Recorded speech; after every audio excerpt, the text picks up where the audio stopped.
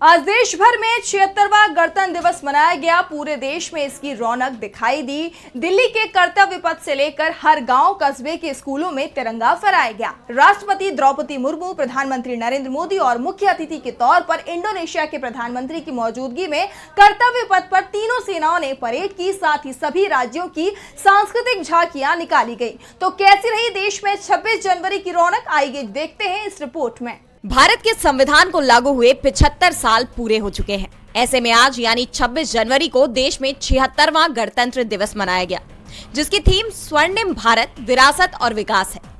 इस बार हमारे मुख्य अतिथि थे इंडोनेशिया के प्रधानमंत्री प्रबोवो सुबियांतो।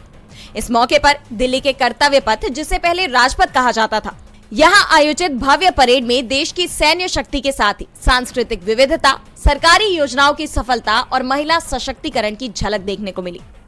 कर्तव्य पथ के कार्यक्रम में शामिल होने से पहले पीएम मोदी वॉर मेमोरियल पहुंचे, शहीदों को श्रद्धांजलि दी, जिसके बाद कर्तव्य पथ पर राष्ट्रपति मुर्मू ने तिरंगा फहराया और राष्ट्रगान हुआ। इसके बाद परेड की शुरुआत हुई। सीआरपीएफ की बटालियन, एनसीसी, एनएसएस की टुकड़ी ने मार्च किया। भारतीय सेना के हथियारों की प्रदर्शनी हुई। आसमान में राफेल, सुखोई गरजे तो कर्तव्य पथ पर भीष्म और ब्रह्मोस का जलवा दिखा। पहली बार सशस्त्र बलों के बीच तारतम्यता की व्यापक भावना को दर्शाती सेना की तीनों सेवाओं की झांकी राष्ट्रीय राजधानी के कर्तव्य पथ पर देखने को मिली। इस साल पहली बार कर्तव्य पथ पर एक साथ 5000 कलाकारों ने प्रस्तुति दी। परेड में कई राज्यों और मंत्रालयों की झांकियां भी दिखी। कुल 31 झांकियों की झलक देखने को मिली। इनमें 16 राज्यों की झांकी दिखाई गई। शिक्षा पर आधारित दिल्ली की झांकी भारत के लोगों की सामूहिक आकांक्षाओं का प्रतीक थी। तो उत्तर प्रदेश की झांकी महाकुंभ 2025 स्वर्णिम भारत, विरासत और विकास की थीम पर बनी थी।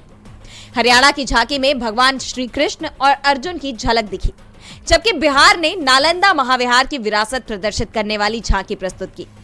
कल्चरल हेरिटेज और एडवेंचर स्पोर्ट्स पर उत्तराखंड की झांकी निकली। वहीं मध्य प्रदेश ने अपनी झांकी में 70 साल बाद चीतों की वापसी दिखाई और कर्नाटक ने हार्ट ऑफ स्टोन क्राफ्ट को दर्शाया।